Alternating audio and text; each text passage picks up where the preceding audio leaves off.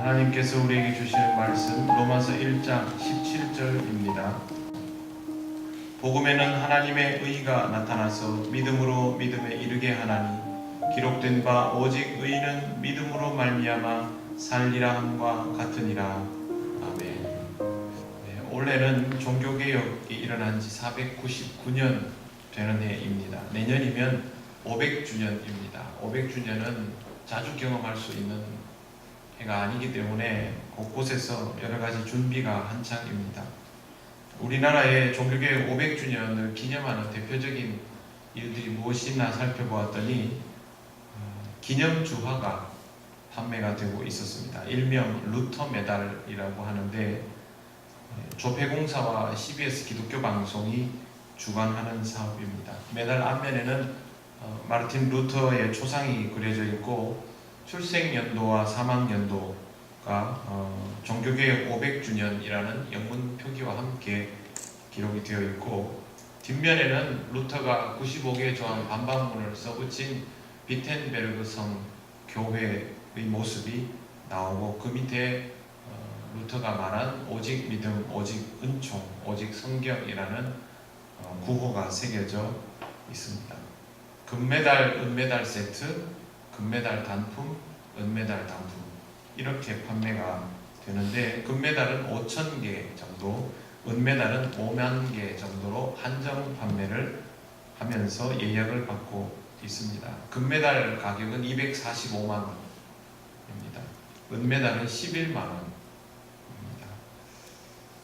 이걸 왜 파는지 잘 몰라서 어디 쓰는지 좀 찾아봤습니다. 봤더니 CBS 통일비전센터를 건립하고 통일선교기금으로 사용한다라고 되어 있어서 통일비전센터에 대한 또 이렇게 이게 뭔가 싶어서 찾아봤는데 내용은 없었습니다. 그냥 이렇게만 되어 있었습니다. 1983년 동독 서독이 함께 루터 탄생 500주년 기념주화를 만든 적이 있습니다. 루터가 독일 사람이니까 자기들한테는 우리나라로 치면 세종대왕이나 이순신 같은 인물이니까 충분히 그럴 수 있다고 생각합니다. 사람들이 이 주화를 보면서 무슨 생각을 할까? 저도 생각을 좀 해보았습니다. 사고 싶다, 갖고 싶다, 예약해야지, 그런 분들도 분명히 있을 것입니다만 인터넷에는 이런 글들도 있었습니다. 성 베드로 대성당 건축 동전 모금을 비판했던 루터가 울겠네. 화석이 돼버린 종교개혁 정신의 단면을 보는 것 같다. 껍데기로 잔치를 벌이는 데는 한국교회를 따라올 리가 없다. 종교개혁을 기념하는 일이 꼭 동전 만드는 사업을 통해서 해야 될까? 라는 생각이 들었고, 내년이면 또 얼마나 요란한 행사들이 주변에서 펼쳐질까? 라는 염려도 생깁니다. 목숨을 걸고 복음을 전하고 신앙을 지키기 위해서 지하로 숨어서 예배를 드려야 했던 믿음의 조상들 때문에 기독교는 로마 제국에 퍼졌습니다. 그리고 결국 로마 전체가 기독교화 되었습니다. 로마인들은 하나님을 믿었기 때문에 교회를 신뢰하고 의지했습니다. 그럴수록 교회의 힘은 강해졌고 교회는 그 힘을 행사하기 시작합니다. 얼마만큼 힘이 강했나 하면 교황이 직접 서로마 제국의 황제를 파문시키는 일이 발생하기까지 했습니다. 교황이 황제를 해임할 수는 없습니다. 하지만 종교적으로는 파문시킬 수 있습니다. 당시는 국가 전체가 교회나 다름없었기 때문에 종교적으로 교황이 파문당하면 구원받지 못하는 인간이 되고 구원받는 자들의 지도자가 될 수 없는 상황이 발생하는 겁니다. 황제도 황제 이전에 하나님의 자녀이기 때문에 예외가 될 수 없습니다. 결국 황권을 지키기 위해서 황제가 교황 앞에 무릎을 꿇는 사태가 발생합니다. 국가 지도자가 종교 지도자 앞에 무릎을 꿇는다면 교황의 힘이 얼마나 대단한 것인지를 알 수가 있습니다. 영국의 액튼이라는 법률가가 이런 말을 했습니다. 절대 권력은 절대 부패한다. 교황을 중심으로 한 절대 권력인 교회도 부패하기 시작했습니다. 스스로 그것이 권력이라고 생각지 않거나 깨닫지 못하는 경우가 많지만 부패했다면 이미 권력을 가졌다고 보아야 합니다. 교회는 권력을 가지면서 부패하기 시작했고 결국 이것은 모든 그리스도인의 신앙을 병들게 만들었습니다. 신앙이라는 것은 태어나면서부터 좋을 수는 없습니다. 어릴 때는 부모의 신앙을 따라 영향받게 되어 있고 자라나면서 주변의 그리스도인들과 교회 공동체를 통하여 성장하게 되는데 교회가 건강하지 못하니 건강한 신앙이 자라날 수가 없는 것입니다. 그런데 부패한 교회는 오히려 이것을 점점 악용하기 시작합니다. 잘못된 신앙을 바로잡아 주기는커녕 그것을 부추깁니다. 대표적인 일이 바로 면죄부였습니다. 교회가 죄사함에 대하여 증명서를 발급해 주었던 것입니다. 성령 세례보다 법적인 증명이 더 우선시 되어버리는 안타까운 현상을 중세교회는 엉뚱한 데 이용하기 시작합니다. 교황청 재정이 부실한데 베드로 대성당을 건축하려고 하니까 돈이 모자라고 결국에는 이 면죄부를 돈을 받으며 팔기 시작했던 것입니다. 거기다 한술 더 떠가지고 이 면죄부는 연옥에까지 유효하다. 예수 안 믿고 죽어도 하나님 시인하면서 살지 못하고 죽어도 연옥에 머무는 그 기간 동안 연보를 하면 이것이 구제될 수 있다라고 교인들을 현혹하여서 판매를 부추겼습니다. 거기다가 수도승 테첼이라는 사람은 이것이 신학적으로 타당하다는 논리까지 펴서 발표하기에 이르릅니다. 이 지경까지 가니까 여기에 이의를 제기하는 사람이 나타났습니다. 거기에 선두주자가 바로 마르틴 루터였습니다. 루터는 원래 신부입니다. 1517년 10월 31일 비텐베르그성 교회의 정문에 라틴어로 95개의 조항 반박문을 붙였습니다. 지금 말로 하면 대자보입니다. 이것이 종교개혁의 출발입니다. 루터는 이 조항을 통해서 당시 로마 교회의 병들어 있는 부분을 조목조목 반박합니다. 회개하는 삶에 대한 것이 없고 고해성사에 대하여 부정하는 의견을 피력하고 교황의 권력 남용에 대하여 지적했고 변질되어버린 구원교리에 대하여서도 반박했습니다. 하나님의 은혜는 사라져버렸고 면죄부가 판친다는 내용이 여기에 다 들어 있었습니다. 루터가 교황권과 교회의 권력에 정면으로 도전하게 된 이유는 하나님의 말씀 때문이었습니다. 교회와 교황권이 하나님의 말씀과 충돌하고 있다라고 루터는 받아들인 것입니다. 그래서 용납할 수가 없었습니다. 교회가 병들면 권력이 부패하고 그 부패한 권력을 바로잡을 수 있는 것은 오직 하나님의 말씀뿐입니다. 그래서 루터는 가장 먼저 오직 말씀이라고 주장합니다. 로마 교회는 교황권이 먼저이고 루터는 말씀이 먼저라고 합니다. 가톨릭은 우리와 가장 큰 차이가 있습니다. 가톨릭은 제일 먼저 나오는 것이 전통입니다. 사도적 전통 위에 교회가 세워졌고 그 교회를 통하여 성경 말씀이 정립되었다라는 것이 로마 가톨릭의 기본 개념입니다. 우리는 이 기록된 말씀의 순서는 이게 맞지만 우리는 그 기록된 말씀, 성경책을 가지고 말하는 것이 아니라 이러한 모든 일들이 살아계신 하나님의 말씀으로부터 비롯되었기 때문에 사도적 전통보다 말씀이 먼저다라는 신앙 고백을 하고 있는 사람들입니다. 절대 같이 갈 수 없는 상황이 되어버렸던 것입니다. 루터는 말씀의 위력을 두 개의 단어로 표현했습니다. 그게 바로 솔라 피데, 솔라 그라티아, 오직 믿음, 오직 은총입니다. 오늘 우리가 읽은 성경 말씀에 이렇게 되어 있습니다. 복음에는 하나님의 의가 나타나서, 복음에 하나님의 의가 나타나는 것은 은총입니다. 우리가 믿음으로 믿음에 이르게 됩니다. 하나님의 은총에 반응하는 것이 바로 우리의 믿음입니다. 믿음이 없이는 은총에 반응할 수가 없습니다. 이렇게 믿음이 있어도 그것만으로는 불가능합니다. 믿음이 우리에게는 더없이 소중하지만 믿음 자체가 구원의 능력은 아닙니다. 구원은 오직 하나님의 은총으로만 가능합니다. 하나님이 우리를 구원해 주셔야 하는 것이죠. 우리가 스스로 구원에 도달할 수는 없다는 것입니다. 그래서 루터는 오직 말씀, 오직 믿음, 오직 은총을 말하고 있습니다. 교회의 권위와 교황의 권위로 구원이 이루어지는 것처럼 말하는 그들 앞에서 루터가 반박할 수밖에 없었던 이유입니다. 우리를 일컬어서 개혁교회라고 합니다. 정확하게 말하면 개혁된 교회죠. Reformed Church입니다. 개혁된 교회는 교황이 없기 때문에 교황의 권위라는 것이 존재하지 않습니다. 그러면 교회의 권위는 어떨까? 교회는 권위가 없습니다. 교회 권위가 있다라고 말은 하지만 이미 교회가 가지고 있는 권면과 치리의 기능은 상실된 지 오래입니다.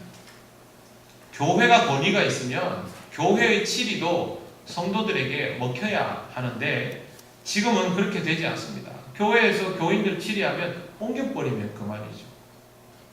교회의 치리가 권위가 있으려면 치리당한 교인은 다른 교회에도 똑같은 룰로 적용이 돼야 하는데 그렇게 하지 않습니다. 그렇기 때문에 개교회들이 가지고 있는 스스로의 오류로 인해서 이 시대의 교회들은 권위를 상실한 지 오래입니다. 이런 상황 중에도 교회 지도자들의 권위와 성직자들의 권위가 지나치게 강조되어 있는 교회들도 여전히 있습니다. 이런 교회들은 예외 없이 복음보다는 다른 것들이 더 힘을 가지고 있는 형태입니다. 목회자가 교주처럼 권위를 떨치거나 당회가 교회 위에 군림하는 형태가 되어 있기도 합니다. 이와는 반대로 회중의 힘에 의해서 목회자와 당회가 휘둘리는 교회들도 있습니다. 이런 교회의 강조점은 민주주의이죠. 교회는 민주주의가 모토가 절대 아닙니다. 이런 모든 모습들은 건강한 교회의 모습일 수 없습니다. 여기에 더하여져서 교회의 역사가 깊어질수록 전통이 생기는데 이것이 관습이 되고 규범이 되면서 마치 유대인들이 그토록 신봉하던 율법처럼 되어버리는 경우가 많습니다. 그러다 보니 복음이 선포되어도 그것을 그대로 받아들이지 않고 자신들이 가지고 있는 전통과 관습과 규범의 필터로 걸러서 판단을 하는 것입니다. 뿐만 아닙니다. 이렇게 영적 깊이가 약하고 외형적인 것들만 강조되어 있는 이런 교회들은 매우 보수적이면서도 뜻밖의 것에 많이 흔들린다는 것이죠. 한국 교회가 그렇습니다. 전 세계에서 가장 보수적이면서도 기복신앙과 이단에 제일 쉽게 흔들리는 집단이 바로 한국 교회입니다. 복음을 사모한다고 하면서도 복음에 대한 이해도는 턱없이 낮고 권위주의와 물량주의와 기복신앙에 빠져서 교만하기만 하고 사랑과 섬김의 모습은 찾아보기 어렵게 되었습니다. 이 정도면 중세 교회와 별로 다르지 않습니다. 최근에 정치권에서 계속 거론되는 이름이 있습니다. 최태민. 최태민은 영세교라는 신흥종교의 교주입니다. 그런데 그 사람 이름 뒤에 항상 목사라고 붙어 있습니다. 저 사람이 왜 목사인가? 목사가 아니다. 개신교 쪽에서 저 사람은 목사가 아니다. 그런데 최근 보도에 의하면 개신교 어느 그 작은 교단에서 이 사람한테 안수를 줬습니다. 그리고 그 교단이 지금도 버젓이 존재합니다. 뿐만 아니라 이 사람이 권력을 등에 업고 무슨 구국 무슨 십자군인가 선교단체를 하면서 선교운동 한다고 했을 때 우리나라에 내노라 하는 부흥사들이 전부 거기 가가지고 같이 수천 명 모아놓고 막 통성기도 하고 난리를 했습니다. 지금은 다 세간의 웃음거리입니다. 사람들이 그렇게 말합니다. 인터넷에서. 개신교들이 지금부터 어떻게 하나 보자.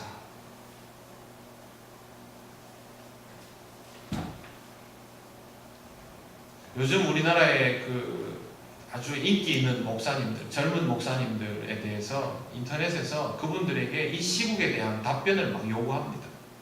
근데 목사님들은 다 목사님들답게 대답합니다. 하지만 그 진정성이 안 받아들여집니다. 제가 보기에 목사님들이 영적인 부분에 초점을 맞추겠습니다. 더 많이 기도하겠습니다. 이런 표현하는 거를 나쁘다고 할 수 없습니다. 그러나 기독교 자체가 신뢰감이 떨어져 있으니까 목사님들의 그런 고백들이 진정성 있게 받아들이지 않는 그런 상황이 되어버린 것입니다. 얼마나 개탄할 만한 일입니까? 복음이 살아있다면 이런 일은 있을 수 없습니다. 하나님의 의는 오직 복음을 통해서만 나타납니다. 그러므로 교회는 가장 먼저 복음 앞에 순전한 마음으로 서야 합니다. 교회가 복음 앞에 순전한 마음으로 서지 못하면 하나님의 의를 만날 수 없습니다. 교회가 복음 앞에 순전한 마음으로 서려면 어떻게 해야 될까? 우리 자신이 하나님 앞에 복음 앞에 순전한 마음으로 서야 합니다. 레오나르도 다빈치가 우리 앞에 나타났습니다. 붓을 하나 들고 와서 그림을 그려주겠노라 합니다. 그럼 여러분 어떻게 하겠습니까? 그냥 연습장 쓰던 거 여기 그려주세요 이렇게 합니까? 아니면 아무 종이나 찾아가지고 그렇게 하지 않죠. 평생에 한 번 만날까 말까 하는 그런 화가인데 나한테 그림을 그려준다면 지금 나한테 있는 종이 중에 제일 깨끗하고 상태 좋은 걸로 어떻게 하면 보존이 더 잘 될까 생각해가지고 그렇게 내놓지 않겠습니까? 우리는 복음 앞에 그런 마음으로 서야 합니다. 연습장, 쓰던 연습장 대충 내놓고 하나님 여기에 적어주시죠. 그는 순전한 마음이 아닙니다. 혹 내게 그려져 있는 것이 있다면 그것조차도 다 지우고 하나님께 내미는 것이 바로 순전함입니다. 이미 내가 그림을 어디에다가 그리게 할지 어디에 포함시킬지를 판단하는 상태라면 그 그림은 값어치가 없습니다. 여러분 막 낙서했는데다가 그 옆에 한 기퉁에다가 다빈치가 이렇게 그렸다고 이거 가지고 이게 다빈치 그림이다 라고 하겠습니까? 여러분이 마음대로 낙서해 놓은 인생에다가 하나님께서 주시는 것 적당히 양념 뿌려놓고 하나님이 내 인생을 이렇게 해주셨습니다. 그렇게는 말할 수 없습니다. 아무도 그렇게 받아들이지를 않습니다. 이건 이것도 저것도 아닌 것입니다. 여러분의 인생을 이것도 저것도 아닌 것이 되도록 만들려면 복음을 판단해버려도 됩니다. 내가 이건 선택하고 이건 선택하지 않고 하지만 제대로 복음을 받아들이고 싶다면 복음을 판단하지 말고 그 복음을 그대로 받아들여서 그 말씀을 가지고 여러분 자신을 판단하시기를 바랍니다. 우리는 복음으로 판단되어야 합니다. 하나님의 의는 우리를 판단하셔서 우리로 하여금 우리 자신이 누구인지를 깨닫게 해주십니다. 그때 하나님이 우리를 얼마나 사랑하시는지를 알게 되고 이런 우리에게 하나님의 은총이 임하고 있음을 믿음으로 깨닫게 되는 것입니다. 이런 믿음은 우리를 더욱 큰 사명 앞으로 유지할 수 있는 믿음이 되도록 만듭니다. 루터가 바울이 믿음에서 믿음에 이르게 한다는 말한 것이 바로 이런 이유입니다. 루터가 넘을 수 없는 벽 앞에서 담대하게 95개 조항의 반박문을 쓴 이유도 은혜를 통하여 믿음으로 나아가게 됨을 알았기 때문입니다. 종교개혁, 교회개혁 이것은 우리에게 너무 거창한 것이고 너무 멉니다. 그리고 교회의 개혁은 인간의 의지와 노력으로 할 수 있는 것이 아닙니다. 전통과 관습이 있으면 교회가 구원의 방주다워집니까? 잘 만들어진 규범이 있으면 그것이 죽어가는 영혼을 살릴 수 있습니까? 교회 지도자의 권위가 하나님의 구원을 이룰 수 있습니까? 전혀 아닙니다. 로마 가톨릭의 전통과 규범이 어설퍼서 부패했던 것 아닙니다. 성직자의 권위, 그들에게 부족했던 것도 아닙니다. 이런 부분에 있어서 로마 가톨릭은 지금 우리들보다도 훨씬 더 준비되어 있었고 강력했습니다. 하지만 가장 중요한 것이 빠졌습니다. 살아있는 하나님의 말씀이 생명으로 받아들여지지 않았고 그 결과로 인하여 은혜가 무엇인지를 잃어버린 것입니다. 그러니 믿음이 생기지 않은 것이고 하나님의 일을 믿음이 아닌 다른 방식으로 하게 되었던 것입니다. 지금 한국 교회에는 은혜가 사라지고 있습니다. 감성은 여전하고 열광하고 있지만 내면적인 감사와 깊은 깨달음은 찾아보기가 어렵습니다. 감성에 치우쳐 열광하는 것은 은혜에 대한 반응이라 할 수 없습니다. 은혜는 공허한 우리의 내면에 하나님의 임재 경험과 생명의 말씀이 차곡차곡 쌓이는 것입니다. 은혜 받는다고 순식간에 폭발적으로 터져 나올 만한 것들이 우리에게는 없습니다. 은혜는 숙성이 필요합니다. 우리는 은혜 받을수록 무릎이 꺾일 뿐이고 점점 더 하나님 앞에 엎드러질 뿐입니다. 그래서 은혜 받은 자는 열정을 드러내는 것이 아니라 하나님께 철저하게 순종하게 됩니다. 개혁은 무언가를 뜯어고치는 것이 아닙니다. 우리 자신을 쳐서 하나님께 복종하게 만드는 것입니다. 이게 바로 개혁의 본질입니다.